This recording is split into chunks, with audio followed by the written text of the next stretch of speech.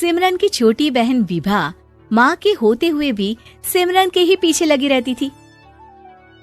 सिमरन, आ गई हो तो इसे खाना खिला दो। बोल रही है तुम जब तक नहीं खाओगी ये भी नहीं खाएगी। क्या है विभा, तुम खा लिया करो ना, मुझे ऑफिस से आने में देर हो जाती है। और कोई छोटी बच्ची तो हो नहीं तुम जो खाना भी नहीं खाती हो कि दीदी आएगी तो ही खाऊंगी। हाँ हाँ, छोटी बच्ची ही समझ लो। और एक बात, जब आपको पता है कि मैं आपके बिना नहीं खाती हूँ तो रोज रोज क्यों बोलती हो? अरे क्या है ये, दोनों बहनें कम माँ बेटी ज्यादा लगती हो। अरे दीदी की शादी हो जाएगी तब क्या करेगी बोल? जब होगी तब की तब देखेंगे। मैं तो दीदी के साथ ही रहूंगी हमेशा। दोनों की शादी ऐसे घर में कर देंगे जहाँ दो भाई हो।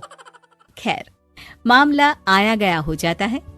एक दिन सिमरन के पापा जब घर आते हैं, तुम लोगों के लिए अच्छी खबर है।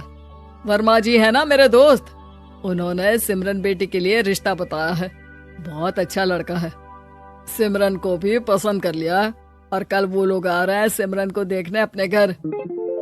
सिद्धांत अपने माता पिता के साथ सिमरन को देखने आता है। उसे सिमरन अच्छी लगती है और शादी तय हो जाती है। सिद्धांत की माँ कहती है, अब तो हम लोग ले जाएंगे जल्द ही अपनी सिमरन को यहाँ से। अरे हाँ हाँ, क्यों नहीं, आपकी ही है अब तो हमारी बेटी। दूर खड़ी विभा सब सुन रही होती है। अब तो दीदी की शादी हो जाएगी, फिर तो वो चली जाएंगी। दीदी के बिना मैं कैसे रहूंगी?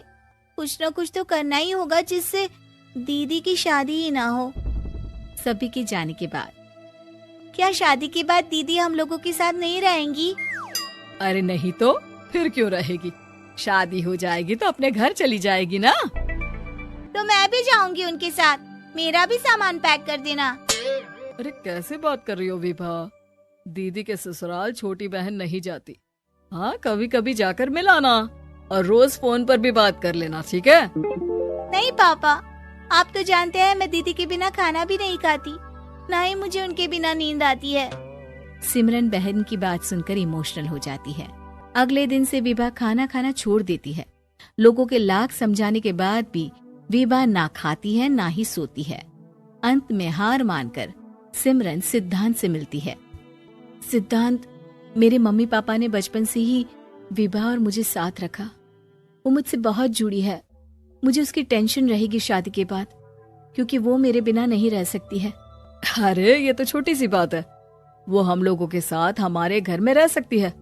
जब उसकी अकल आ जाएगी या वो समझ जाएगी कि तुम्हारा घर वो नहीं बल्कि ये है, तो हम उसे घर छोड़ आएंगे, ठीक है? सिमरन खुश हो जाती है क्योंकि वो यही चाहती थी। वो माँ पिता से बात कर लेती है। अरे कैसी बात कर रही हो सिमरन, भला बेटी के ससुराल में हम छोटी बहन को कैसे भेज दे? जमाना क्या कहेगा? अरे तो पागल हो गया है, मना कर दे। इस शादी में इन लोगों का तो ये चलता ही रहेगा। कभी बहन यहाँ आ रही है, कभी वो बहन के पास जा रही है। अरे शादी हो रही है, कोई मजाक थोड़ी ना हो रहा है ना बाबा ना। माँ कैसी बात कर रही हो? सिमरन से मैं जुड़ाव महसूस कर रहा हूँ और इतनी सी बात के लिए इतनी अच्छी लड़की को कैसे छोड़ सकता हूँ? सिद्धांत की भी जिद होती है कि वो सिर्फ सिमरन से ही शादी करेगा, और होता भी वैसा ही है। सिद्धांत और सिमरन की शादी हो जाती है और दहेज में आ जाती है विभा। शादी के बाद बुआ सास कहती है, अरे माँ ना, सालिया दिघर वाली होती है, लेकिन ये क्या, तुम तो उसे घर ही ले आए। तभी चाची कहती है, सिद्धांत को तो हम लोगों ने सीधा समझा था, लेकिन सबसे तेज तो यही निकला। अरे देखो कैसे दहेज तो नहीं लिया, लेकिन साली पर कब्जा कर लिया। सिद्धांत ने इस और तो सोचा ही नहीं था, लोग उन लोगों के बारे में ऐसी भी बात करेंगे। वो वहाँ से चला जाता है और चुपचाप अपने कमरे में लेट जाता है। क्या हुआ सिद्धांत, तुम अचानक से परेशान हो गए, कोई बात है क्या? अरे नहीं, वो थक गया था ना, शादी की सारी तैयारी और रस्मों के बीच, सोच रहा हूँ थोड़ा आराम कर लूं। हाँ ठीक है, आप लेट जाइए, मैं विभा का बेड लगा देती हूँ जमीन पर। क्या वो यहाँ सोएगी? हाँ, बताया तो था कि उसे नींद नहीं आती मेरे बिना। तो तुम आराम से लेटो ऊपर, हम लोग नीचे बिछा लेते हैं। अरे नहीं नहीं, तुम दोनों आराम से लेटो ऊपर, मैं माँ पापा के रूम में जा रहा हूँ। सिद्धांत वहाँ से दूसरे कमरे में चला जाता है, जहाँ सिद्धांत के पिता उससे कहते हैं, क्या बात है बेटा, तू उस कमरे में क्यों नहीं सो रहा? बहू से लड़ाई हो गई है क्या शादी के पहले दिन ही? अब नहीं पापा, वो दोनों बहनों को बात करनी थी और मुझे नींद आ रही है तो मैं यहाँ सोने चला आया। अगले दिन सिद्धांत तैयार होकर ऑफिस जाता है। ऑफिस में लंच के वक्त दोस्त कहता है, क्या बात है सिद्धांत, इतना सारा खाना एक ही दिन में? हाँ यार, वो सिमरन को खाना बनाने का शौक है तो उसी ने बनाया है। यार हम लोगों की तो सिर्फ एक ही बीवी है, इसकी तो दो है ना। सिद्धांत को गुस्सा आ जाता है। कैसी बात कर रहा है तू?